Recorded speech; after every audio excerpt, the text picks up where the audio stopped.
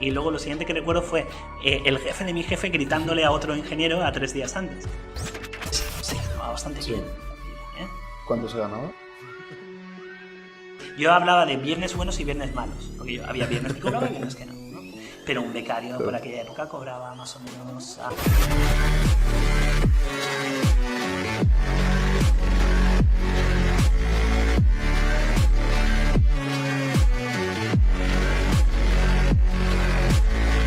Y es que anteriormente hemos tocado las tecnologías 5G, inteligencia artificial, y ahora tenemos una de las 3 ramas que seguramente vaya a cambiar el paradigma del futuro de la tecnología, y es que vas a tratar el tema de la computación cuántica con ni más ni menos que Isra, un doctor con sus tesis doctoral en computación cuántica. Y no solamente eso, sino que eres mentor de una incubadora de empresas. Tienes una trayectoria muy larga, así que para introducirnos un poco en este episodio tan especial, coméntanos un poco quién es Isra y qué ha hecho hasta ahora. Vale, pues voy a ver cómo puedo contextualizar o explicar mi vida en pocos segundos, pero bueno, simplemente comentaros. Sí, yo estudié Ingeniería de Telecomunicación aquí en la UPV, y creo que pues antes de que ya estuviera presentando el TFG ya me fichó una empresa que era Analog Devices. Estuve diseñando en un ordenador los chips que se han ido utilizando por las televisiones en la última década.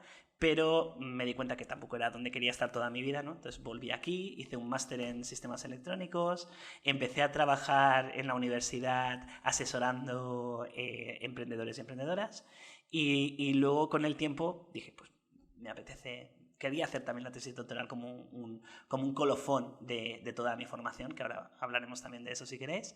Y sí, eso es un poco más o menos toda mi vida profesional. Qué bueno. Y en cuanto a pasantías, porque hemos visto que tienes una lista bastante larga de MIT, de centros por ahí fuera, ¿por dónde has estado así que diga, ostras, mira, Isra es un crack? Sí, eso es porque tuvimos la oportunidad de estar en un proyecto con el MIT, la universidad donde estudió Iron Man, ¿no? Entonces esto es algo que llama... De hecho, una de las últimas visitas que estuve en Boston en el MIT era la graduación de los que habían estado allí, y el que estaba haciendo de valedictorian, ¿no? El que da el discurso era Matt Damon, ¿no? Era Bull, y fue una pasada. No sé qué decir, es que, vamos, es una experiencia brutal. Ahí estábamos haciendo un programa que era una aceleradora de regiones. Entonces, estaban ayudándonos a acelerar a la Comunidad Valenciana en el tema de emprendimiento. Una experiencia brutal de 3 años, y que también a mí pues, me sirvió como una formación adicional que he tenido en esta universidad tan importante, ¿no? Qué bueno. Y me parece muy interesante el hecho de tu proceso hasta llegar a esta tesis, porque no has seguido el típico camino de hacer la carrera, el máster y luego tesis, sino que, oye, ya una vez que tenías todo preparado en tu vida, por así decirlo, que es lo que busca un estudiante, su puesto, puesto que sea un poco también respetable, ahí decides crear tu tesis. Pero antes de ir ahí, vamos a ir un poco atrás al momento de cuando escogiste tu carrera, que fue Ingeniería en Teleco. ¿Cómo fue la experiencia y luego también el proceso de también descubrir qué te gustaba? Porque como has dicho, oye, probé esto, probé lo otro, me metí aquí y no me gustaba y al final he llegado aquí. Entonces, me parece que tocar esa historia puede ser muy interesante para colocar también al estudiante y al oyente para decir, oye, así voy a descubrir lo que me gusta. Entonces, ¿por qué escogiste esa carrera de ingeniería en telecomunicaciones? Pues, a ver... La verdad es que yo fui fluyendo un poquito, tengo que ser sincero. Mis hermanos habían estudiado Ingeniería de Telecomunicación también, ¿no? Eso también pues, me ayudaba un pelín porque veía que a ellos les estaba yendo bien, me gustaban un poco las cosas que ellos estudiaban y iba para allá, ¿no? Pero yo recuerdo que fue muy importante para mí los años de bachillerato, ¿no? Digamos, porque allí iba descubriendo qué cosas me gustaban y qué cosas no. Entonces decía, a ver... Biología me gusta, pero no lo estudiaría. No quiero, tampoco me gustaría ser médico. Iba descartando cosillas. La química me encantaba. Decía, pues mira, pues igual ingeniería química o química estaría guay. Pero ya empezaba a ver un pelín el mundo de la electrónica. Y la electrónica me flipaba, me gustaba mucho, ¿no? Entonces al final dije, va, pues Teleco, porque Teleco toca un poco todo. Toca temas de señal, electromagnetismo, se mete en temas de electrónica y ya me puedo intensificar por ahí. Por aquel entonces tampoco había aeroespacial aquí, que también me gustaba mucho, pero decía, a Madrid no me quiero ir, ¿no? Pero Teleco me gustaba. Entonces empecé a estudiar y el primer año pagué un poco novatada porque no sabía dónde me había metido realmente, pero a partir de esas primeras asignaturas que tenía de electrónica, dije, esto mola. O sea, voy a poder hacer cosas con mis propias manos que van a servir para la gente, que voy a aprender un montón. No sé, yo es que el pensar que de aquí de la carrera sales siendo capaz de hacer tu propio microchip desde cero, tu propio microprocesador desde cero, que era una práctica que tuve en una asignatura de quinto, dices, ostras, cómo mola, ¿no? Quiero decir, era algo que me motivaba. Hay otras asignaturas que no motivan tanto, ¿no? Pero hay un poquito de todo. ¿Y cómo nace esa pasión por la electrónica? ¿Cómo dices tú, ostras, esta temática me gusta? Porque es complicado descubrirla. Sí, es verdad. O sea, ya te digo que yo cuando me metí en la carrera, siéndote sincero, no sabía si me iba a gustar tanto como luego me gustó, ¿no? Y es verdad que empiezas con los primeros circuitos muy sencillitos, pero luego va y haces algo y quemas un condensador pirolítico que se va volando porque has puesto la corriente al revés y dices, ostras, ¿sabes? O sea, quiero decir, el vivir como las cosas que tú haces tienen consecuencias, a veces buenas, a veces malas, ¿no? Pero te das cuenta un poco que eres capaz de construir cosas con tus propias manos, que las ves hechas y dices, ostras, ¿y un ordenador cómo funciona? Y el tú ser capaz de poder hacer todos estos cacharros, estos elementos electrónicos que son la caña, no sé, es como tener una especie de superpoder, si lo ves así, ¿no? Entonces, me gustaba mucho. Creo que fue el descubrir que podía hacer cosas por mí mismo. Claro, es que es algo también un poco atípico, porque lo normal en la gente es que está acostumbrada allá a la tecnología. Y es decir, ellos ven la televisión y lo ven como algo normal, pero es que la tecnología que hay detrás de una televisión es espectacular, o de un ordenador, o del internet. Es muy complicado ver cómo pillarle el gusto, y más al principio, cómo consigues pillarle el gusto, porque hay en programación hay como un truquito que recomiendo a muchos programadores, y es, si tú quieres aprender a programar, enfócate en un proyecto. Coge un proyecto y todo lo que aprendas que sea con esa base de alcanzar a construir ese proyecto. En tu caso, ¿cómo fue? ¿Fue con un proyecto en la mente, o fue solamente probar un LED, probar esto, que explote lo otro? ¿Cómo fue? O sea, esto es un poco como cuando uno aprende a tocar la guitarra o un instrumento musical, que la primera canción es un boom. Ya sabes que no estás haciendo nada que vaya a impresionar al universo, pero tú te impresionas a ti mismo, ¿no? Quiero decir. Entonces, lo que dices tú de encender el LED o poner un temporizador y que se fuera apagando, encendido, lo que sea, quieras que no, a mí me motivó por el hecho de decir, mira, es mi primer circuito y para otros será una tontería, pero es el primer circuito que he hecho yo, ¿no? Y luego proyectos que me iban motivando eran, por ejemplo, pues cuando empiezas a programar tu propio hardware, ¿no? Como por ejemplo estábamos diciendo, cuando empiezas a usar VHDL, Verilog, ¿no? Estos lenguajes que hay para programar FPGAs, bueno, al final es programar hardware, es al final hacer tus propios chips a través de cosas que tú le estás diciendo al ordenador que haga, ¿no? Y cuando empiezas a saber un poco cómo lo está haciendo, pues es que mola mucho, a mí me gustó mucho, ¿no? El salir muy motivado con esto. De acuerdo. O, por ejemplo, antes decías de la televisión. Uno de los primeros proyectos que vimos ahí en Analog Devices era quitar el pop asqueroso que oyes cuando apagas la televisión. Bueno, igual ahora nosotros ya no lo hemos oído, ¿no? Pero fue uno de los primeros proyectos, que era, le dabas a apagar la tele desde el mando y se oía pop. Pues una de las primeras cosas que hicimos fue quitar ese pop. Y aunque parezca una tontería, dices, ostras, pues esto es importante. No. De hecho, igual es una cosa bonita para que a alguien se le recuerde por eso, ¿no? Sí. El tío que quitó el pop de la tele, ¿no? Qué bueno. Y durante esos años de carrera universitaria, ¿con qué aprendizajes te quedas? ¿Con qué valores, aprendizajes, recuerdos? Vale. Yo me quedo sobre todo, mira, los colegas que hice mientras estaba estudiando aquí, ¿no? Eso es brutal. Son amigos que ahora mismo, pues, vamos, sé que cualquier problema que tenga van a estar allí, ¿no? Y encima cuando estamos haciendo prácticas o estamos haciendo proyectos, estábamos ayudándonos los unos a los otros. No era intentar ver quién sacaba más nota, ¿no? Aquí era sobrevivir, y si podíamos ayudarnos a sobrevivir entre nosotros, eso, ¿no? Y yo recuerdo perfectamente que por aquel entonces estaba una película que se llamaba Minority Report, que era la de Tom Cruise, que bueno, pues era un foco así futurista, y el tío tenía como un guante que movía el guante y iba cambiando pantallas, lo que sea, en un mundo donde todavía las pantallas no eran táctiles como ahora, que porque mi hija pequeña no entiende una pantalla que no sea táctil, ¿no?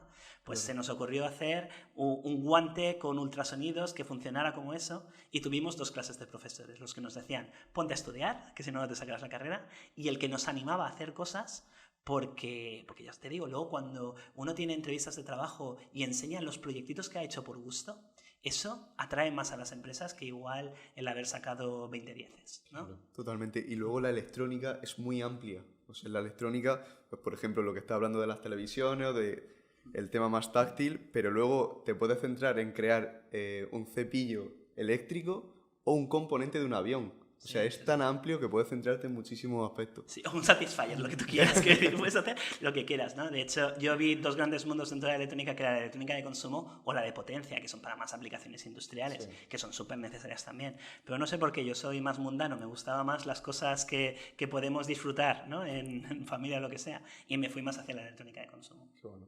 Pablo ha probado hoy electrónica de potencia. Sí. Enhorabuena. Es la asignatura más complicada de la carrera, así que bien. Bueno, una menos. Sí, a mí me costó esa, me costó un pelín. Es muy chunga, ¿eh? Sí, muy es complicada. Sí. Pero luego pasas al máster en sistemas de telecomunicaciones, ¿me equivoco? Sistemas electrónicos. Sistemas electrónicos. ¿Cómo fue esa experiencia? ¿Por qué escogiste?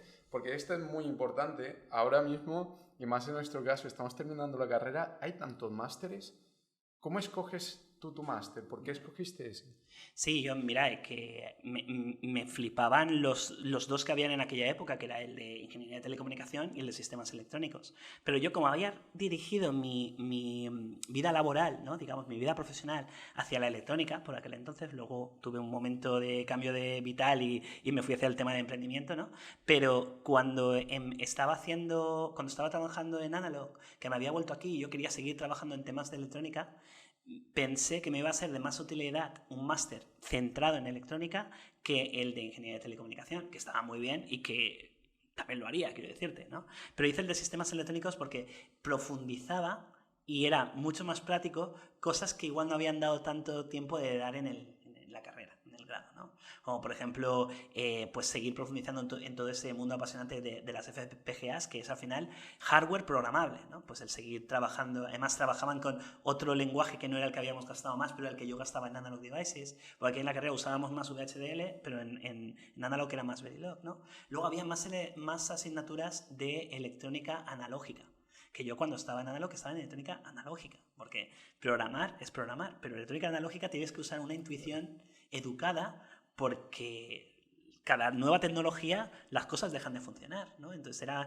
un poco como continuar. Y justamente habían varias asignaturas que iban en esa dirección. Entonces yo dije, esto me va a servir a mí en lo que quiero hacer. Y por eso me metí en ese máster. De acuerdo. ¿Y recomiendas el hecho de hacer máster en la actualidad? Es decir, ¿es necesario? ¿Puedes salir directamente al mercado laboral y no suponerte un impedimento no tener un máster? A ver, ahora mismo es que es verdad que lo que yo estoy experimentando es que al haber un año menos de grado y el haber reducido la carga lectiva, como que nos falta un pelín más de preparación. Bueno, más que nos falte, porque, quiero decir, sales sobradamente preparado para el mundo laboral, pero que te da como un extra, como un extra y un punto de diferencia, ¿no? Porque el máster suele ser más práctico, no es tanto ponerte exámenes no, es para que aprendas de verdad a las cosas que de verdad quieren las empresas. Y luego tienes que hacer un TFM, un trabajo final de máster. Ese TFM lo puedes estar orientando a la empresa donde quieres trabajar, donde ya estás trabajando sin ningún problema. Entonces, también es una oportunidad para tú aprender nuevos conocimientos que les va a ser de gran utilidad a la empresa en la que estás trabajando. De acuerdo. ¿Y algún consejo que le puedas dar a un chico que quiera, o chico o chica, que quiera meterse a ese máster que ha realizado? ¿Por qué se debería meter? ¿Qué va a aprender? ¿Sirve, no sirve? Sí, yo lo que diría es que te tiene que apasionar el tema de la electrónica, como estábamos diciendo, porque al fin y al cabo, por cada 100 veces que lo intentas, 99% no hace lo que quieres que haga. Es como programar, también lo estabas comentando antes, ¿no? A veces un script que te haga una tontería, te tardas, pero te tiene que motivar, ¿no? Y tienes que aprender a pensar. O sea, la diferencia entre un programador y un electrónico es que el electrónico intenta pensar también como la máquina y no únicamente en hacer un código que funcione, ¿no? Entonces, bueno, un buen programador también piensa como la máquina, ¿no? Quiero decirte. Y luego... Dale. Un punto importante en la vida de un ingeniero es esa salida al mercado laboral. ¿Cómo fue la típica fase de becario? Supongo que la tuviste que pasar. Sí. ¿Cómo fue eso? De hecho, yo era doblemente becario, que creo que eso no se puede hacer, ¿vale? Pero lo fui. Que luego me dijeron, aquí creo que tienes incompatibilidad. Y digo, no lo sabía. Entonces, pero sí, a ver, quiero decirte, yo tuve la suerte de ser becario de dos maneras, ¿no? Mientras hacía el TFG, estaba ayudando en los laboratorios de electrónica de Teleco, y a la vez estaba de becario en el servicio de integrado de empleo de aquí de la universidad, que ahí estaba más bien programando, ¿no? Estaba programándoles desde los formularios de la gente que aplica como empresa poniendo ofertas, como los estudiantes que están aplicando para... Entonces aprendí un montón de cosas muy prácticas en los dos lados, ¿no? Y entonces eso fue mi época de becario, pero lo dicho, yo creo, porque antes me has preguntado, ¿por qué estudiaste primero la carrera, luego parón, luego...? Pues porque a veces la vida te ofrece oportunidades y bien idiota eres si no las aprovechas. Quiero decirte, vinieron los de Analog diciendo que habían hecho una oferta para ingenieros, yo apliqué, si no me hubieran seleccionado probablemente el siguiente paso después de acabar la carrera habría sido hacer el máster directamente. Pero claro, que una empresa top mundial te diga, vente aquí a trabajar a Irlanda, pues puse en parón un poco la parte académica y dije, pues voy a aprender directamente en la empresa, ¿no? Entonces, te digo, no era mi idea cuando yo empecé cuarto de la carrera irme a Analog, ¿no? Es que vi la oportunidad y dije, vamos a por ello. ¿Y por qué fue irte y luego volver a hacer el máster? Es decir, ya si te forman ahí, ¿por qué no continúas? Vale, el tema es que poneros... O sea, quiero que intentéis ver, ¿no? Visualicéis lo que fue trabajar en Analog, ¿no? Analog era una caña y a mí me encantaba estar delante de mi ordenador haciendo mis circuitos, historias y eso. Pero Analog es la típica empresa americana en la que en la sala, bueno, lo era entonces, no sé cómo lo será ahora, que Analog sigue estando en el top, ¿no? Pero eran un montón de cubículos. Entonces yo estaba todo el día encerrado en mi cubículo y es verdad que yo hablaba con el resto de compañeros, pero era un trabajo muy personal. Entonces, después de 3 añitos trabajando allí, yo también me di cuenta que a mí me gustaba trabajar hablando con la gente, ¿sabes? Y que yo era feliz en mi burbuja, ¿no? Y podía haber seguido trabajando, diseñando circuitos y eso, pero dije, no, creo que mi momento vital ahora es intentar estar más relacionado con personas. Qué bueno. ¿Y eso fue cómo era un día a día trabajando en Analog Devices? Era muy guay. ¿Sí? Muy guay, sí, porque, decir, también tenías... Es que además fue la época en la que España ganaba todo. ¿Sabes? Ganaba la Eurocopa, ganaba el Mundial, fue la época esa, ¿vale? Entonces, claro, yo estaba casi estábamos como 30 o 40 españoles en esa comunidad de Limerick en Irlanda. Entonces fue una época muy divertida. Yo, de hecho, perfectamente, si teníamos que hacer una entrega súper importante de algún chip, pues podría pasarme que estuviéramos viendo un partido de fútbol, lo que sea, luego volverme a la oficina, bueno, al cubículo, hasta la 1 de la mañana, luego irme a dormir, luego... O sea, era una vida de gran libertad, siempre y cuando tuviéramos las cosas que tenían que estar listas, ¿no? Entonces teníamos como una gran autonomía por parte de la empresa, ¿no? Y no sé, yo recuerdo los primeros meses que estuve trabajando allí, recuerdo que, claro, no te van a dar una cosa de gran envergadura ni de gran responsabilidad, pero me enseñaron los planos de un chip que iban a mandar a fabricar en los días siguientes, ¿no? Y recuerdo que yo pues, no había visto, o sea, estaba viendo el chip y justamente lo que me habían preguntado en la entrevista, me preguntaron cosas sobre una conexión de sustrato, no sé qué, no la veía en el plano que estaba estudiando, ¿no? Entonces yo fui a un compañero mío que llevaba un tiempo más trabajando y me dice, pues no entiendo cómo puede funcionar así. Avisamos a mi jefe avisó a su jefe y luego lo siguiente que recuerdo fue el jefe de mi jefe gritándole a otro ingeniero a 3 días antes. Aparentemente había descubierto algún errorcillo que era bastante importante para el chip, ¿no? Que podían haber supuesto pues, unas pérdidas de... Entonces, ya te digo... Varios millones, ¿eh? Sí, creo que sí, porque justamente eso estaba ya sabes, cuando se fabrica un chip hay varias capas, ese error se acarreaba en todas las capas, no era, habían tenido... Pero en ningún momento yo fui a mi jefe y le dije, esto está mal, no sé qué, yo lo he descubierto, soy el Salvador. No, yo dije, ¿cómo puede funcionar esto así? ¿Sabes? Quiero decir, yo fui inocentón, ¿no? Pero sí, aparentemente alguien acabó siendo gritado, no, nadie perdió su trabajo ese día. Y bueno, alguno con envidia sí que vino a decirme, aún quedaban 3 días para fabricar el chip, alguien lo habría descubierto en esos 3 días. Joder. Pero sí, y yo creo que desde entonces tuve el beneficio de la duda, porque tampoco sé si yo fui un ingeniero brillante en los años que estuve allí, pero desde luego yo creo que mi jefe me daba cuartelillo. Decir, bueno, venga, va, dejémosle dormir en el cubículo de vez en cuando, que el chaval descubrió este error. Sí, yo creo que fue algo así. ¿Y cómo es trabajar en Irlanda? A nivel de, no sé, la temperatura, el ambiente, el idioma, ¿se lo recomendaría a un estudiante? A ver, es que aquí yo soporto mejor la lluvia que los 40 y pico grados de agosto, si te soy sincero. Entonces, a mí lo que supuso es que fue como una segunda juventud. Justamente yo me había ido ahí con mi novia, mi novia me engañó con un compañero de piso y compañero de trabajo en aquella época. Fue una cosa bastante flipante, ¿no? Y claro, yo dije, ¿qué hago? ¿Me vuelvo a Valencia? ¿Me quedo aquí? ¿Qué hago, no? Y dije, a ver, si me vuelvo a Valencia, me vuelvo sin novia y sin curro, ¿no? Entonces dije, pues me quedo aquí trabajando. Pero claro, decidí tomármelo de otra manera.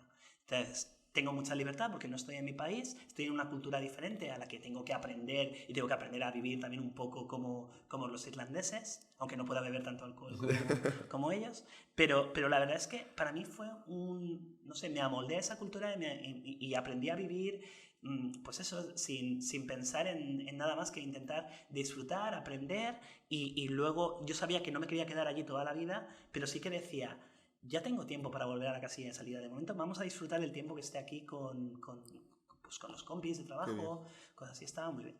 Qué bueno. Y luego vuelves, haces el máster y luego ¿a dónde vas? Pues el tema es que, como os comenté, fui becario del SIE, del Servicio Integrado de Empleo.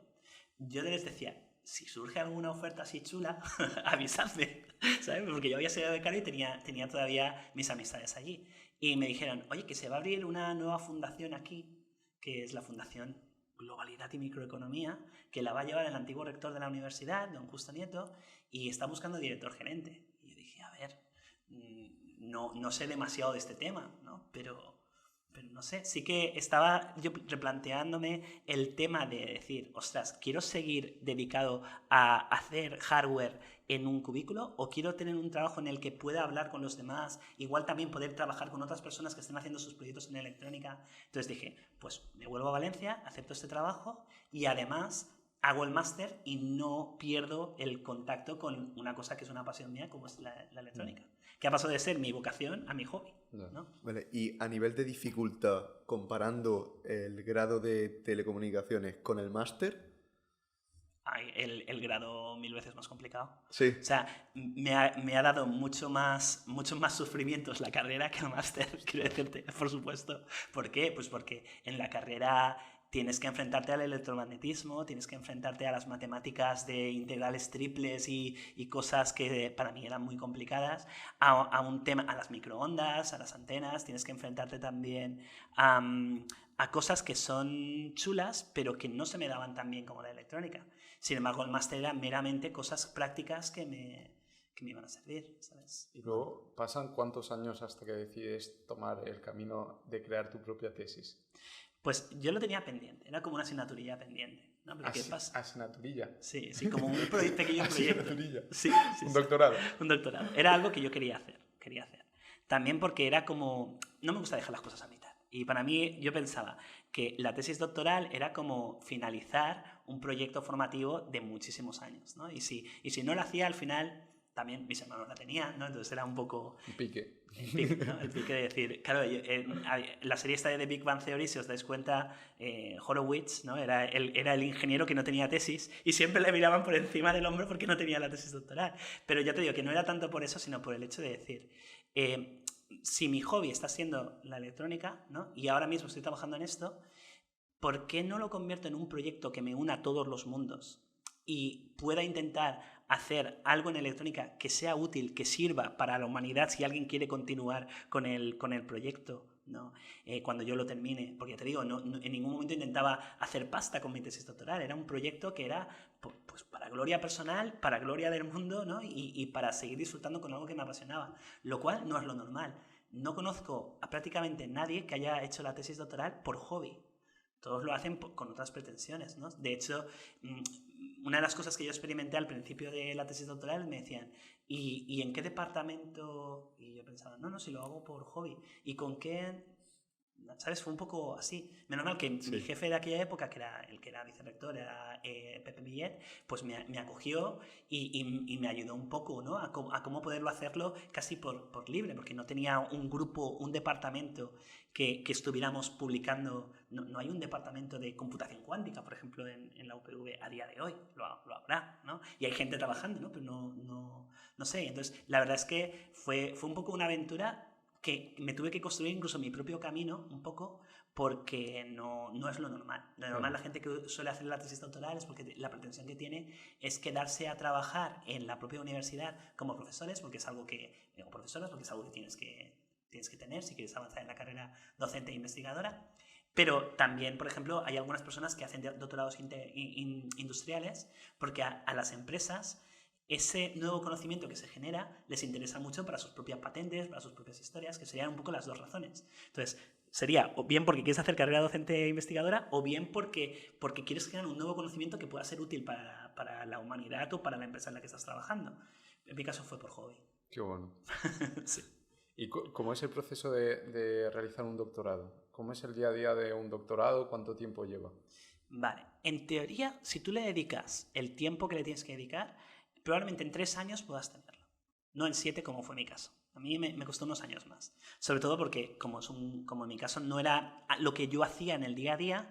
¿Qué pasaba? Pues mi papá se puso muy, muy malito, que tuvo cáncer y eso. Entonces, claro, lo primero que dejabas a un lado era aquello que ni te da para comer, porque yo tenía mi trabajo. Pues eso, al fin y al cabo, pues era lo primero que caía. Luego también he tenido hijos, ¿no? Y a medida que iba teniendo pues, a mi hija, pues ibas dejándolo un poco.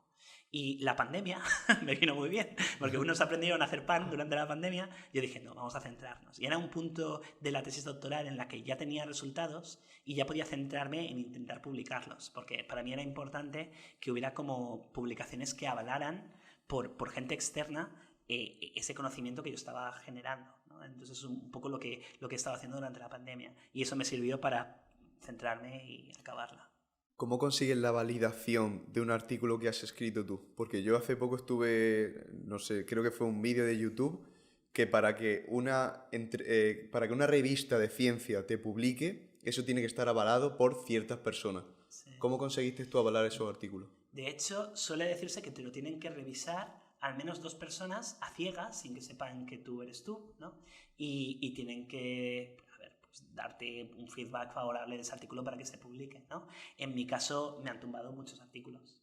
A veces me han tumbado artículos diciéndome simplemente que el scope de la revista, ¿no? Lo que la revista tiende a publicar, no tenía nada que ver con el artículo que yo les había mandado o no les interesaba. Algunos otros me han dicho, te lo tumbo, pero me han dado un feedback súper interesante de por dónde tenía que investigar o mejorar ese sistema que yo había construido, ¿no?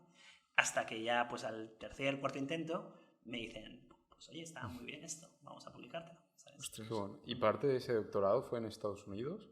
No, hice una estancia en la KTH, eso es Estocolmo. Ah, vale. Pero sí, porque también yo tengo la mención internacional dentro de la tesis doctoral, sí, que es porque, entre otras cosas, tienes que hacer una estancia fuera, pero también tienes que tener validadores, gente externa a nuestro país, ¿no? En mi caso, pues tuve un físico cuántico de Polonia en el tribunal, cosas así, un poco lo que habíamos hecho. ¿Y qué te motiva personalmente a tomar ese camino y a meterte en tantas cosas? Y más eso, no solamente que tengas trabajo, responsabilidades y luego un puesto que está bastante alto en donde estás. Tienes bastante responsabilidad. Y a nuestra edad y cuando no tienes cosas súper importantes a las cuales te dedicas y solamente te tienes a ti, vale. Pero también tienes una hija y decides tomar ese camino. ¿Qué te motiva a involucrarte en tantísimas cosas? Es una excelente pregunta porque me la hacen bastante. Yo creo que querer es poder. Soy una persona con muchas inquietudes. De hecho, ahora mismo soy cinturón verde-azul en taekwondo. Quiero decirte, porque también, o sea, siempre había querido aprender un arte marcial y empecé. Quería tener una carrera de humanidades y estoy haciendo una carrera de humanidades también, ¿sabes? Es que es un no parar. Luego... esto no lo sabía.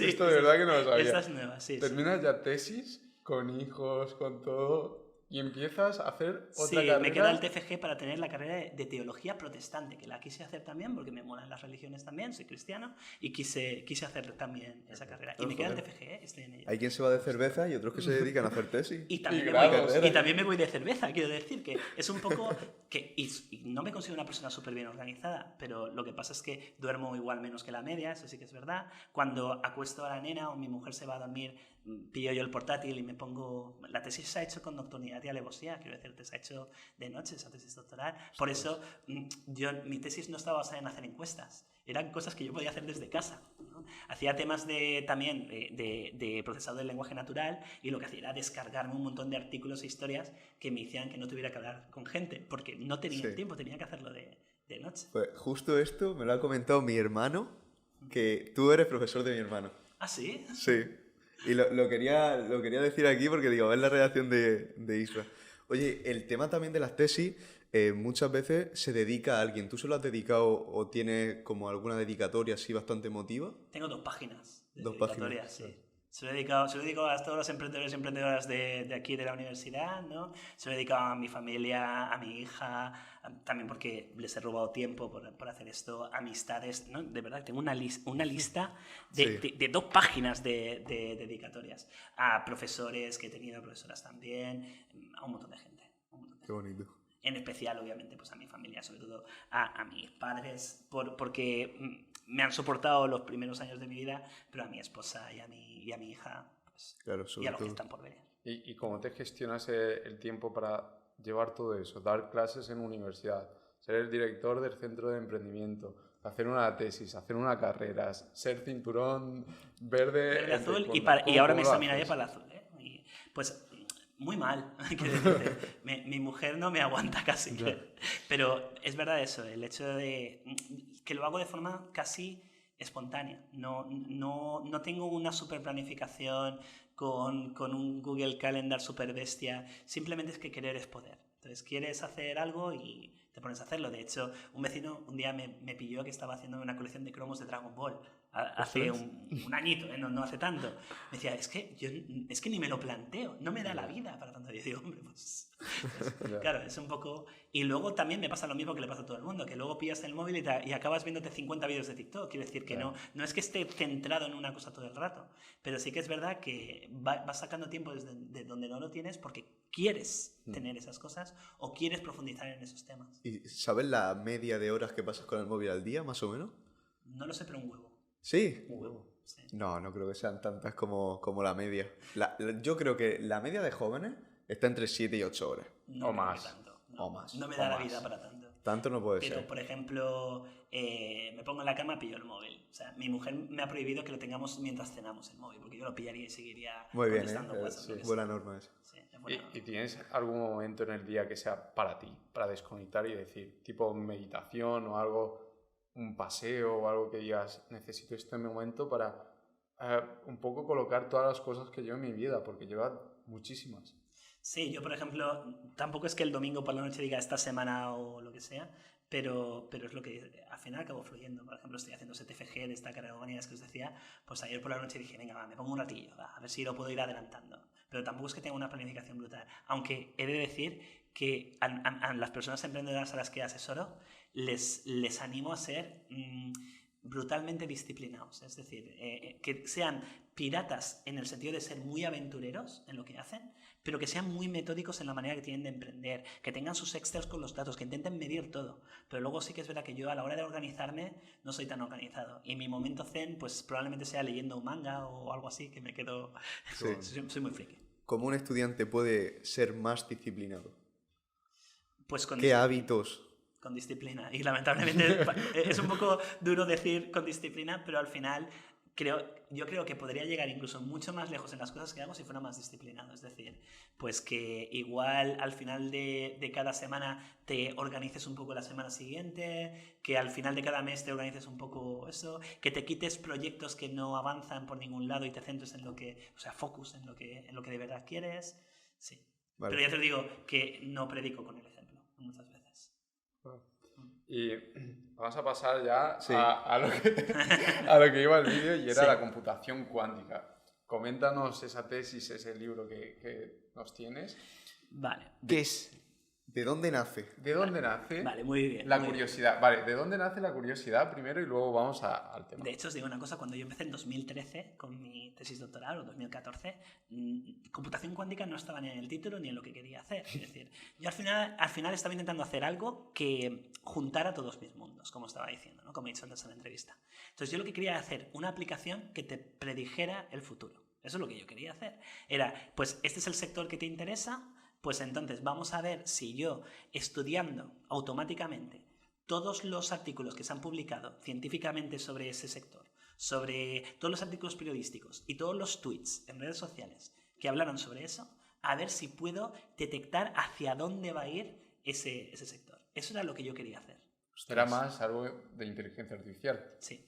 De hecho, la tesis hace eso. Ah, bueno. ¿Dónde entra la computación cuántica? Que al final dije, pues ya que he desarrollado este sistema, esta arquitectura que funciona, ¿por qué no la ejecutamos en un ordenador convencional y genero además un circuito cuántico que intente hacer lo mismo y vemos cuál acierta más? Y ahí fue donde entró la computación Ostras. cuántica. ¿Y por qué entré en el tema de computación cuántica? Porque hay muchas personas, además yo lo estaba haciendo en electrónica, que tienen sus tesis doctorales en temas de inteligencia artificial, pero eso es mucho del mundo de programación. Pero yo estaba en el departamento de ingeniería electrónica, entonces yo tenía que centrarme también en algo que tuviera que ver con la electrónica. Y hay muchos que pues entran en temas de CUDA, ¿no? de ejecutar en GPUs para, bueno, en las tarjetas gráficas, ¿no? Intentan ver por dónde va más. Intentan también trabajar un poco en mejorar, optimizar esas tecnologías. Y yo dije, ¿y si me meto en temas de estos cuánticos, que los únicos artículos que he visto están en la revista Nature, Science, y intento hacer algo que sea de verdad original para que el que venga detrás de mí pues pueda pillar ese trabajo y siga? Pues esa fue un poco la idea de la computación cuántica. Qué bueno. ¿Y qué es esto de la computación cuántica?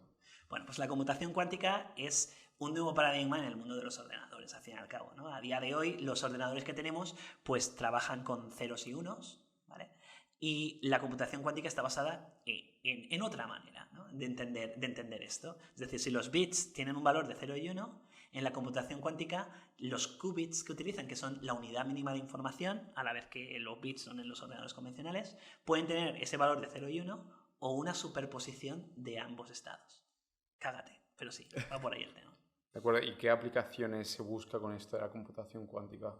Vale, pues el tema es que, a ver cómo os lo explico esto, que se entienda un pelín, pero a ver, entendemos los bits, ¿no? Los bits es en lo que se ha basado todos los ordenadores, toda la computación hasta ahora, y los bits pues pueden tener dos valores, por definición, 0 y 1, y lo que se buscó fue un dispositivo físico que se comportara de esa manera.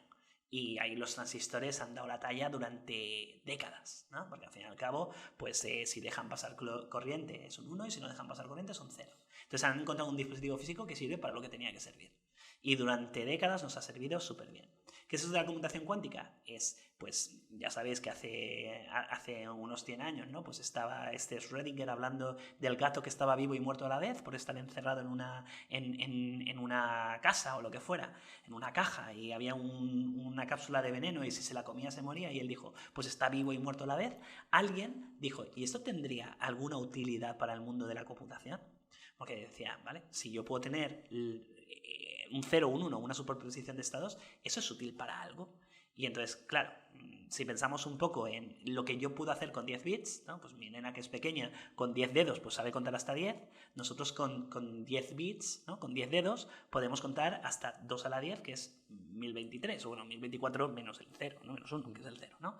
Entonces, yo podría contar con la mano, pues esto es un 1, esto es 2, esto es 3, ¿no? Iríamos cambiando hasta que yo con 10 dígitos puedo contar eso.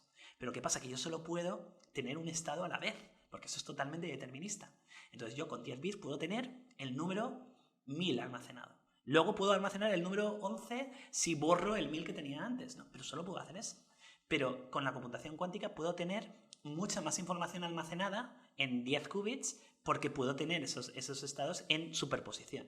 Entonces, donde antes solo podía tener un único estado de 10 bits, yo ahora puedo tener 1024, 2 a la n, 2 a la 10, estados superpuestos, que eso puede ayudarnos a la hora de almacenar, pero también nos puede ayudar a la hora de hacer computación. Es decir, podemos ir mucho más rápido porque estamos trabajando como en paralelo, y podemos además también, ¿cómo decirlo? Podemos también simplificar mucho lo que es la complejidad computacional, porque tenemos circuitos más sencillos que están basados en qubits, ¿no? Eso es una pasada. Claro. ¿Para qué sirve esto? Que es la pregunta que me has hecho ahora después de contextualizar. Pues, en primer lugar, si yo puedo encriptar de una manera más rápida y desencriptar de una manera más rápida, pues esto va a tener una repercusión muy alta para todo el tema de la seguridad, de la encriptación, de las criptomonedas. De hecho, ya hay comisiones que están trabajando en cómo van a poder afrontar estos nuevos, ¿no? estos nuevo mundo, ¿no? De hecho, ya están viendo a ver qué soluciones pueden hacer para hacer más complejo. Porque ahora mismo que el BitLocker, por ejemplo, es indescifrable, pues en unos años, porque ahora mismo los ordenadores cuánticos actuales son muy buenos, por ejemplo, pues para claves de 5 dígitos, lo que sea, pues esto se va a volver cada vez más. Y luego también, como estos dispositivos físicos que se comportan como mecánica cuántica, al fin y al cabo, son también como son las moléculas reales, como son los átomos reales, pues todo aquello que sea, pues para el sector médico, la generación de nuevos fármacos, la generación de nuevas moléculas, pues tienes algo que estás trabajando con una tecnología que se comporta igual que las moléculas y que encima las puedes usar como computacionalmente. Pues yo creo que esos son los dos mundos. Claro. Todo el tema de seguridad y todo el tema del sector salud, nuevos fármacos, historias y eso. Claro, eso es lo que había visto, que esto de los ordenadores cuánticos no lo vamos a utilizar para ver un vídeo de YouTube o para ver este vídeo o para escuchar Spotify, sino que tiene otras aplicaciones en un sector mucho más particular, y es todo el mundo de la encriptación. Y es que el ejemplo que vi era como se buscaba buscar los divisores de un número y ponía el 91 y hacía la comparación de un ordenador actual y un ordenador cuántico. El ordenador actual, para buscar todos los divisores del número 91, es decir, todos los decimales y tal, podría estar muchísimos miles de años para obtener todos los números. Uh-huh. En el caso contrario, con un ordenador cuántico, en nanosegundos se podía resolver. Sí. Se han encontrado problemas. En mi caso de la tesis era un clasificador, ¿no? Porque intentaba clasificar en si es una palabra que nos muestra el futuro o nos dirige hacia el futuro, o es una palabra que nos significa tanto, o es una palabra que ya conocemos todos. Es un clasificador, al fin y al cabo. Pues en los artículos que he escrito se demuestra, por ejemplo, que es más rápido la computación cuántica, o se espera que sea más rápida que por ejemplo, la computación normal, u otros artículos que la complejidad es menor, ¿no? Pero también ya hay algunos artículos que enseñan algunos problemas que no se pueden resolver en el mundo clásico, pero que los ordenadores cuánticos serán capaces de resolver. Claro, es que tenía aplicaciones súper interesantes, como puede ser el tema de la encriptación de bancos. Actualmente los bancos funcionan por encriptación y no se puede conocer los movimientos que se hacen dentro de ellas. Las criptomonedas, también todas las claves que hay en Internet, las claves donde pone, sobre todo Google, que te recomiendo esta clave y te la guarda. Eso todo son encriptaciones. Con un ordenador cuántico eso... Claro, es que el tema es que ten en cuenta ahora mismo la razón por la cual es tan difícil de desencriptar por fuerza bruta un disco duro con BitLocker, una cuenta bancaria con BitLocker, es porque son muchos dígitos. Claro. Y aquí estamos hablando de que hemos pasado de un único estado a 2 a la n estados, ¿no? Entonces, es que la revolución es tan grande que, vale, pues ponte a poner una clave de 5.000 millones de dígitos, si quieres, sí, para intentar que el ordenador cuántico no lo sepa resolver. Claro. Pero claro. Y luego, sobre todo, no solamente en bancos y aplicaciones, sino también en la rama de salud que has dicho, el hecho de calcular el ángulo del ADN, de los cromosomas, de no sé qué. Pues yo tampoco soy muy profano, pero por ahí dicen que también hay mucha salida. Es una locura. Y sí que coincido contigo en que creo que a corto plazo no vamos a tener ordenadores cuánticos en casa. De hecho, a ver, no sé cómo se imagina la gente que nos escucha cómo es un ordenador cuántico real, que existen, ¿vale? Porque hay gente todavía que piensa que es imposible que no se van a poder hacer. Existen ya ordenadores cuánticos, es la realidad, aunque se les considera muy ruidosos, ¿vale? Es decir, muy ruidosos ¿en qué sentido? Imagínate que si yo estoy en perfecta superposición, 50% 0, 50% 1, si yo hago el experimento muchas veces, la mitad de las veces tendrían que ser ceros y la mitad de las veces tendría que ser 1, ¿no? Pues no es así. O sea, al final ves que es 53% y 47%. ¿Y por qué es eso? Pues porque también meten ruido, ¿no? Todavía no son perfectos, ¿no? Las tecnologías actuales de ordenadores cuánticos. De grandes son como una nevera. Tampoco es que sean como 5 habitaciones o 5 edificios como este, como igual nos imaginamos los primeros ordenadores, ¿no? Que cuando decían que tenían un bug en el programa, era porque realmente tenían un bicho que se estaba comiendo el código, ¿no? Las tarjetas de código. En este caso no, nos encontramos que son como neveras con el chip en el medio y con una verdadera heladera que está intentando tener eso muy cerquita del cero absoluto, ¿no? No sé si a menos de 1 grado del cero absoluto, ¿no?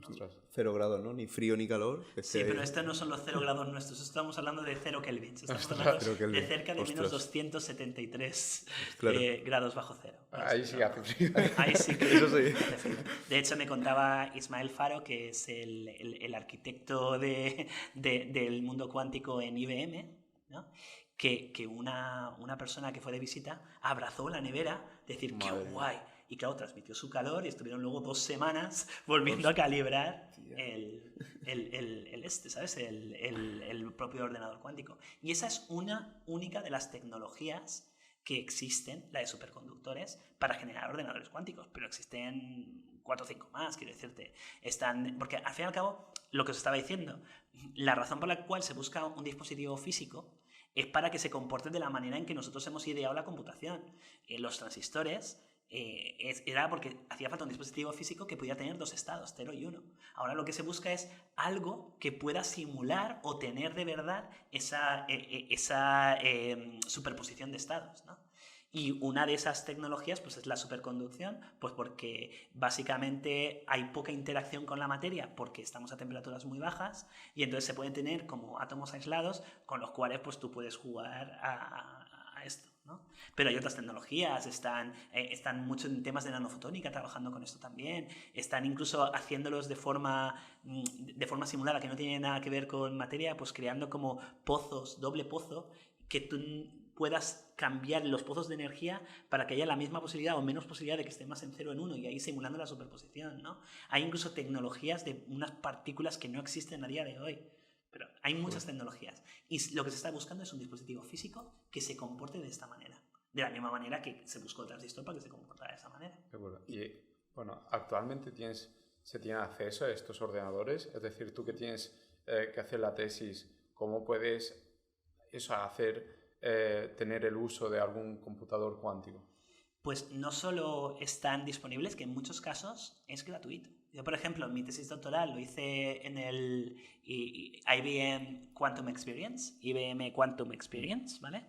Y ese puedes tener simuladores de ordenadores cuánticos perfectos, que eso tú dices, ¿y eso cómo se hace? Pues, a ver, si digo que es muy sencillo es como si me cargara un gatito, ¿vale? Porque cada vez que digo que algo es fácil no lo es, ¿no? Pero la manera en la que se tiene que comportar un ordenador cuántico se podría expresar en cálculo matricial. Es decir, la matemática que hay detrás de un ordenador cuántico lo que tiene que hacer es algo que un estudiante de primero de carrera podría entender si estudia álgebra matricial, ¿vale? Si estudia cálculo matricial. Porque al fin y al cabo las puertas cuánticas se comportan como matrices. Lo chungo, lo difícil es encontrar un dispositivo físico que se comporte así, ¿no? Porque claro, los efectos cuánticos de los que estamos hablando es, por un lado, la superposición, que ya es difícil de entender, de cómo puede ser 0 y 1 a la vez en un porcentaje, pero el otro efecto cuántico que es súper interesante es una cosa que se llama entrelazamiento. Que el entrelazamiento es, de hecho, yo cuando se lo preguntaba a Ismael Faro, que es el que entiende de esto, el chico de IBM, él me comentaba que me decía, esto es cuestión de fe. ¿Sabes? Que ya no era, que él no me sabía explicar por qué funciona el entrelazamiento. Es una propiedad de la materia a nivel cuántico, que es, por ejemplo, que, yo qué sé, imagínate, es como que un qubit tiene un valor aquí y otro qubit que está en Barcelona, por el valor que tiene el de aquí, determina el valor del que está en Barcelona aunque no se estén ni tocando.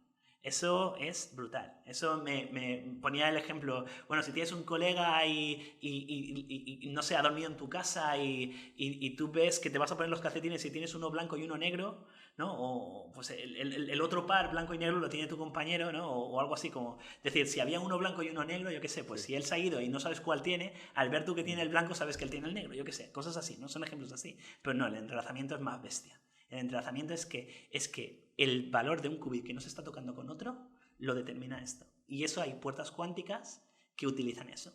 Pero eso, los dos elementos han tenido que estar conjuntos en algún momento.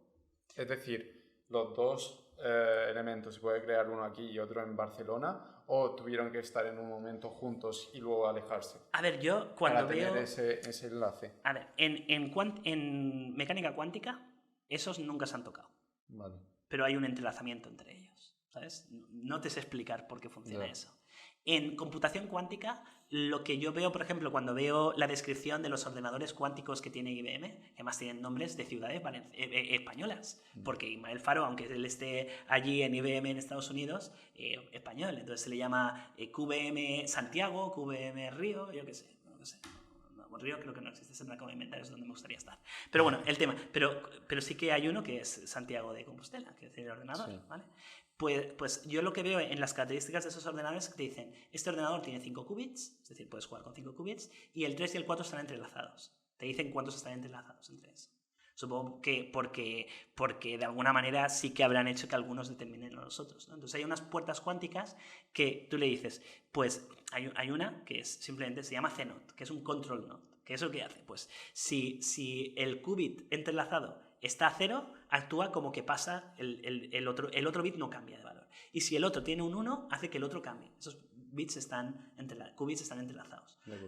No sé muy bien cómo funciona, pero el tema es que ese fenómeno cuántico lo puedes aprovechar a la hora de hacer circuitos que hacen que las cosas vayan más rápido. Pero eso, conseguir un dispositivo físico que se comporte de esa manera es mucho más difícil que simularlo. Es decir, entonces, volviendo a la pregunta que me estabas diciendo, entonces, el tema es, si yo tengo un simulador que puedo usar de forma gratuita por IBM, pues bienvenido sea, porque simplemente funciona de forma ideal haciendo cálculo matricial. Y yo puedo arrastrar las puertas cuánticas, dibujar el circuito, programarlo, como tú quieras hacerlo. Ahora bien, IBM también te permite que uses de forma gratuita sus ordenadores cuánticos reales, que tienen 5 o 6. De hecho, ahora mismo creo que están haciendo uno que ya supera los 100 qubits, ¿no? Yo el que gastaba tenía 5 o 6 qubits durante la tesis, ¿no? Y te dejan mandarles código o mandarles un circuito que ejecutan. Pues hay una cola, ¿no? Pero ya te digo, yo en una noche podía mandar varios trabajos y en cuestión de horas tenía resultados. Y eso está abierto de forma real. Y es que eso es lo que más me flipa del tema de la computación cuántica, para el que sea un poco escéptico sobre aplicaciones que puedan tener en el mundo real, es que los que están detrás, más que universidades, que también, el MIT está, la UPV también está, ¿no? Pero realmente los que están poniendo pasta y investigando en esto son IBM, Google, Amazon, Rigetti, ¿no? Son empresas súper grandes que si están metiendo pasta en temas de esto es porque piensan que algo van a poder sacar. Vale, ¿y hay algún punto en común entre el tema de la computación cuántica y el teletransporte por ese entrelazamiento o no tiene nada que ver? Sí que lo hay, pero a nivel cuántico. O sea, lamentablemente sí que parece que hay efectos cuánticos donde puedes apreciar el teletransporte, pero a efectos de mecánica clásica todavía estamos lejos. De hecho, yo creo que el día que tengamos el teletransporte, seremos inmortales. Mira lo que te digo. Porque si puedo teletransportarte a cualquier lado, también podré almacenarme la copia perfecta de ti y podré hacerte copias y podremos vivir para siempre porque solo te tendré que hacer una copia, te tengo guardado. Por eso, estamos muy lejos de eso. Digamos que la clase de teletransporte que se pueden ver son en el mundo subatómico. Me encantaría una persona que se meta en el vídeo y que pulse justo este minuto. Nosotros hablando de una copia de una persona. Sí. Luego, otra pregunta que tenía. ¿Tú crees que va a ser la siguiente revolución el tema de la computación cuántica y la criptografía? Creo que a ciertas aplicaciones sí. a nivel de los próximos ordenadores que tengamos en casa todavía está lejos. No creo que en los próximos 10, 15, 20 años tengamos ordenadores cuánticos en casa. Aunque teóricamente, si se van mejorando esas... Que decir, obviamente no tiene ningún sentido que tengamos... ¿Tú sabes cuándo nos teníamos que gastar? Mira cómo está la electricidad ahora mismo. Claro. Tenemos que bajar a menos 200 grados. Por mucha tecnología de vacío, lo que quieras hacer, va a ser complicado que tal y como están ahora mismo los ordenadores los tengamos. Entonces yo creo que las grandes corporaciones y aplicaciones como, pues ya te digo, medicina, los van a ir gastando y se va a mejorar mucho la tecnología. En los pocos años que he estado yo con este tema, ha mejorado la tecnología bestial. O sea, ha sido bestial el avance que ha habido. Pero creo que todavía para que llegue a las personas del día a día y que los usen como un ordenador normal, estamos muy lejos. No sé si será esa la siguiente revolución o será más basada en temas de fotónica, ¿sabes? En ordenadores ópticos y eso.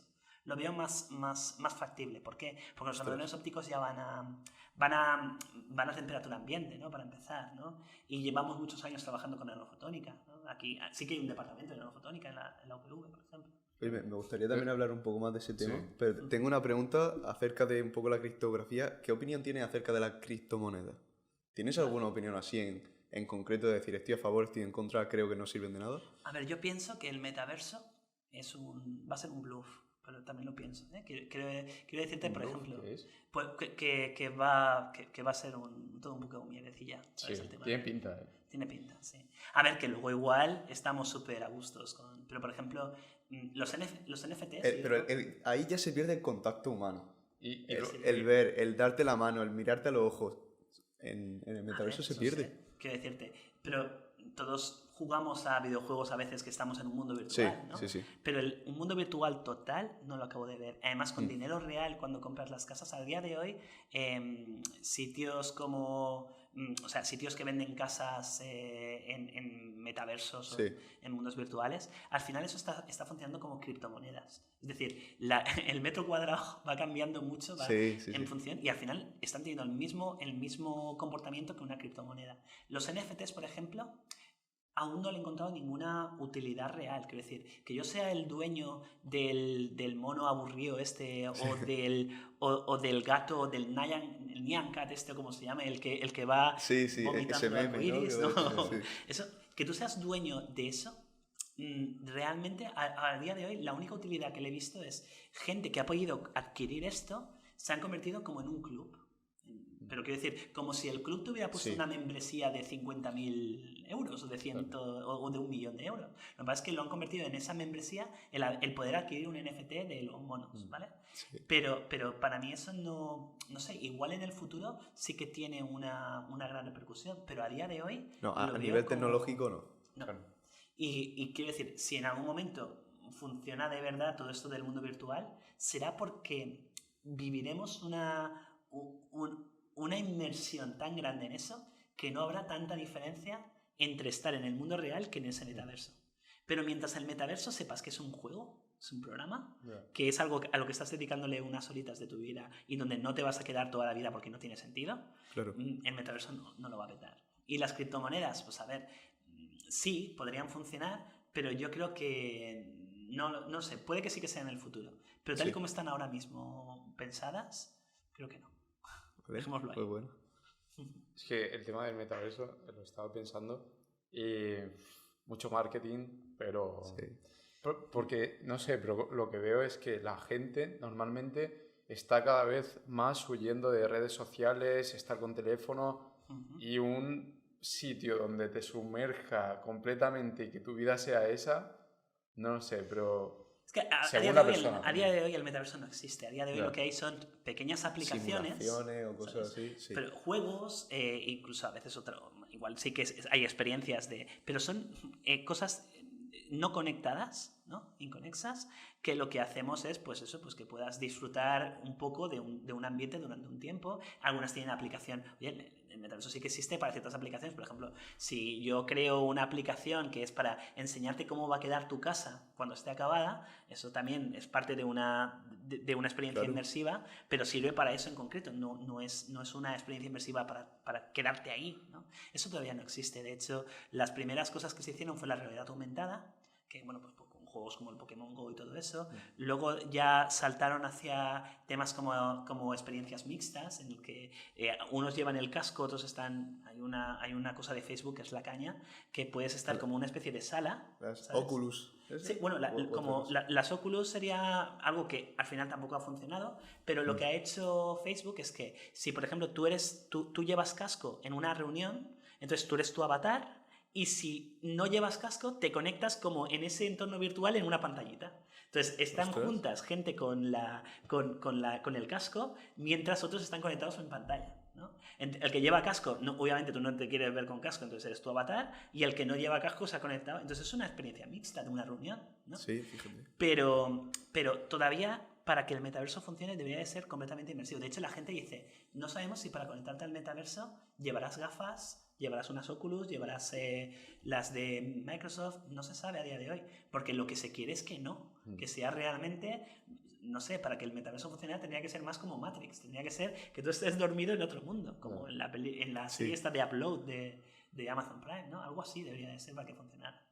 Que no lo sé, pero en mi humilde opinión, es que se hace marketing a esto del metaverso y lo ponen como wow, pero yo veo la chicha, yo la veo en otra parte. Es que, por ejemplo, la combinación esta que estamos hablando de inteligencia artificial, computación cuántica y 5G, puede ser una locura. Sí. Eso es brutal. Digamos que la computación cuántica, aunque estemos bastante más lejos de poder disfrutarla en casa, aunque ya te digo, a día de hoy ya puedes enviar tu código, tus circuitos a ordenadores, ya te digo, Amazon Bracket también lo tiene, quiero decir, que Amazon también tiene ordenadores cuánticos a los que tú puedes acceder, pero IBM tengo por seguridad, porque los he probado, que son gratuitos, ¿no? Sí. Aunque esa experiencia ya la podemos tener, creo que, aunque estemos más lejos de tenerlos en casa, esos ordenadores, estamos mucho más cerca de ver aplicaciones que lo peten, que de verdad digas, jolín, que han descubierto este nuevo fármaco gracias a esto. Claro, o que han podido mejorar mucho todo el tema de la seguridad gracias a esto otro, ¿no? Estamos mucho más cerca de eso que de verdad un entorno súper inmersivo donde quiera quedarme. Claro, y es mucho más impresionante el hecho de esa combinación. Bueno, y no solamente combinación, es que solamente la inteligencia artificial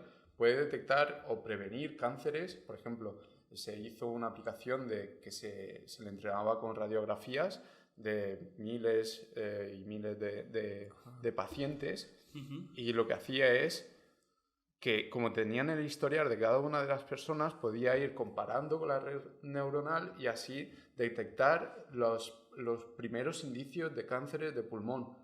Y eso es espectacular. Es que yo pongo eso al lado del metaverso y a mí, no sé, me impresiona muchísimo más. Tenemos startups que han salido en el sector salud, como Kivin, que ha salido de aquí, un ingeniero de aquí también, de Teleco, que lo que hace es, con datasets de cánceres o de huesos, son capaces de ayudar a un médico a diagnosticarte correctamente, porque a día de hoy es el know-how del médico, es que el médico vea esa radiografía o esa imagen de resonancia y te diga, vale, pues esto es lo que hay. Pero si él hace un software que está basado en un dataset de miles de imágenes que puedan ayudarte, pues hombre, esto es de gran utilidad para fallos en diagnóstico por parte de un médico, ¿no? Tenemos, por ejemplo, otra startup que ha salido ahora, que es EV Health 3, también de aquí de la UPV, que quieren hacer lo mismo pero con las heces.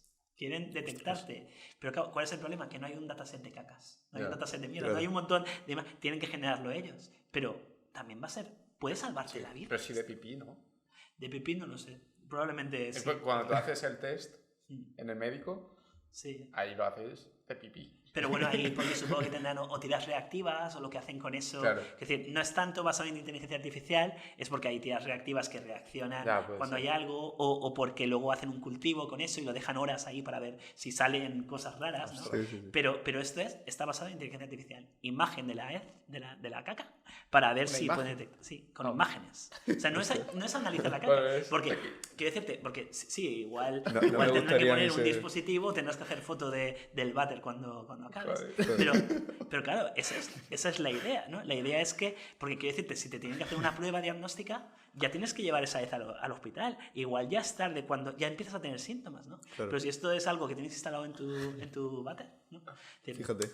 Entonces la inteligencia artificial nos va a salvar la vida, eso es lo que digo. Vale. Y la galería llena de caca.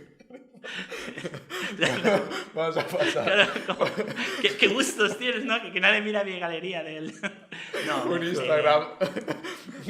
La idea es que sea un dispositivo que tienes instalado y no tengas que ir haciendo tú las fotos todo el rato. Sí, si lo Claro. pones en la descripción de Instagram y caca es de color sano. Claro. Pasa de tema, Pablo. Saca. Vale, sí, no, yo tengo uno y ¿es la computación cuántica un problema de seguridad a nivel de que pueda conseguir la contraseña de tu móvil, de tu cuenta bancaria, de tus datos? Sí, desde luego sí. De hecho, de ahí que hayan salido comisiones para tratar el tema de cómo afrontar los problemas de seguridad una vez esto se vuelva viral, ¿sabes? Entonces sí, la respuesta es que sí. Por eso mismo hay comisiones ya trabajando en este tema, porque si esto triunfa, y yo creo que sí que va a triunfar, la manera en que se encriptan las cosas va a tener que cambiar. Vale. Y ya para finalizar, en el sector de la computación cuántica ¿se gana bien? ¿Se puede ganar bien? ¿Hay trabajo? Eso tendremos que preguntar a Ismael, ¿no? Eso tenemos que preguntar al de IBM. Pero yo creo que lo que hay hype, hay un hype Sí. tremendo con esto. Y el tema es que como va a ser muy sencillo meter cabeza si quieres meter cabeza. Ahora mismo.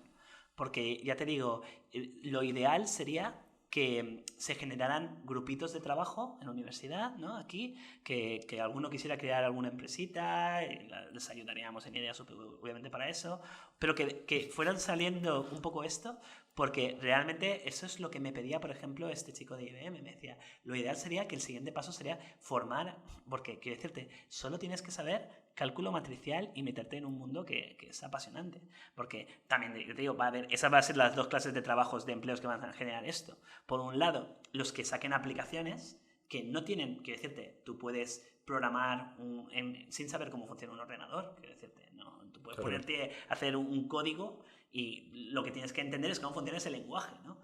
Pues si tú entiendes cómo funciona la lógica cuántica, vas a poder trabajar en aplicaciones, ¿no? Y por otro lado están también todo el tema de física, todo el tema de construir dispositivos físicos que de verdad se comporten de esta manera. Esas son las dos líneas gordas que yo creo que van a haber con esto. El que ayude a hacer ordenadores buenos de verdad cuánticos y el que ayude a hacer aplicaciones que, ya te digo, lo único que necesitas saber es o programar o al menos cálculo matricial. Y ya te digo que cálculo matricial hasta cierto punto, porque o sea, los que aprenden matemáticas y eso les va a servir un montón todo esto. Porque, ya te digo, una cosa es saber ceros y unos y superposición de estado, y otra cosa es la física que hay detrás. Ahí hay dos mundos tremendos. De acuerdo. Pero es un mundo más pasional, ¿no? No sé, quiero decirte, yo creo que la parte de física pues te tiene que gustar mucho, ¿no? Sí. Tienes que saber mucho de materiales y eso. La parte de sacar aplicaciones, yo creo que se podría dar como asignatura ya. Ya hay lo suficientemente bien desarrollada la matemática que hay detrás, que ya se podría enseñar como una nueva manera de entender los circuitos y la electrónica, y que la gente ya empezara a sacar cosas por ahí. Hay un montón de cosas que hacer. Como un estudiante que le interesa el tema de la computación cuántica puede empezar, ¿tiene algunos libros, algunos artículos, algo que a ti te haya ayudado para decir, oye, me interesa esto, ¿por dónde empiezo? Vale, pues a ver, yo lo primero que haría sería... Hay 20.000 vídeos en YouTube, obviamente, que ya te digo que yo creo que uno se puede formar ya con lo que hay en YouTube. Sobre todo viendo, si quieres trabajar en lo que es desarrollar aplicaciones sobre esto, que se vean libros o sea, vídeos que hablen sobre circuitos cuánticos, puertas cuánticas, ¿no? De la misma manera que tenemos la puerta NOT, la puerta XOR, ¿no? Todas estas que se dan en electrónica básica, ¿no? Pues en electrónica digital, por ejemplo, pues que se vea un poco cómo funciona eso. Y luego ya que entre... Pues ya te digo IBM, pero también puede irse al de Amazon, pero IBM es porque lo he gastado yo, lo he visto muy fácil, muy intuitivo, y ya te digo, es que puedes arrastrar puertas cuánticas y ir jugando a ver qué hace, simularlas, ya no te digo. Entonces eso es que de verdad, el que quiera no tiene excusa. Esta misma noche ya podría estar haciendo un primer, encendiendo LEDs cuánticos, ¿no? Muy bien. De acuerdo. Y ya por último, consejo para ingenieros que quieran ganar pastuqui. Vale. Tú has estado en diferentes sectores, tanto en circuitos electrónicos, has hecho también telecomunicaciones, la tesis en computación cuántica. De todo lo que está surgiendo, tanto inteligencia artificial como programación, ingenieros de software, ¿cuál ves que son las ramas que mejor se pagan?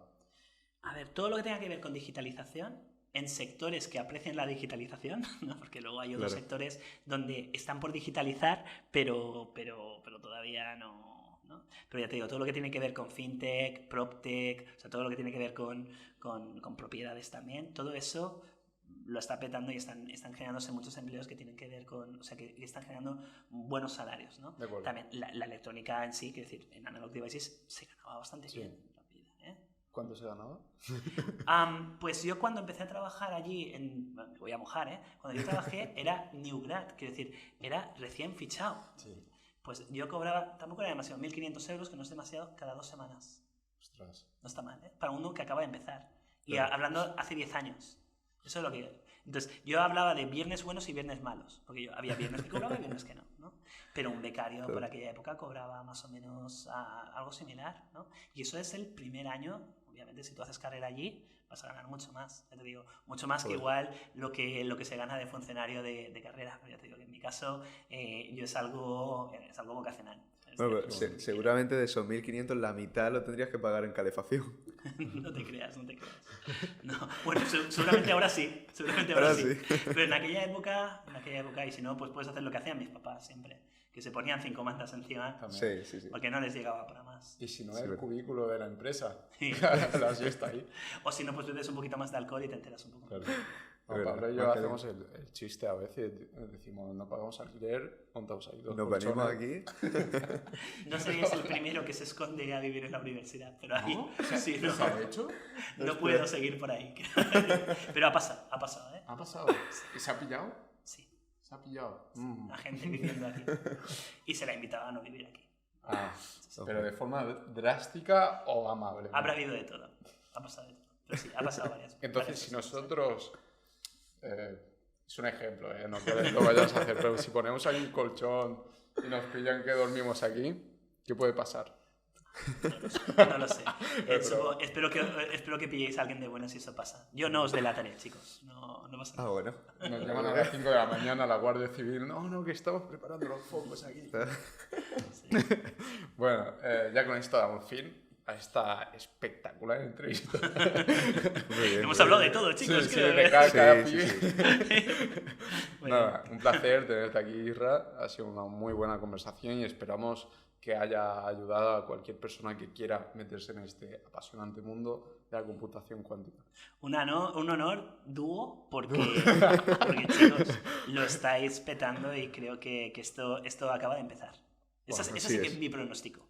Mi pronóstico es que no sé si la computación cuántica, el metaverso, lo que sea, pero vosotros sí. Qué bueno. Vosotros sí que lo vais a hacer. Muchas Ok, muchas gracias.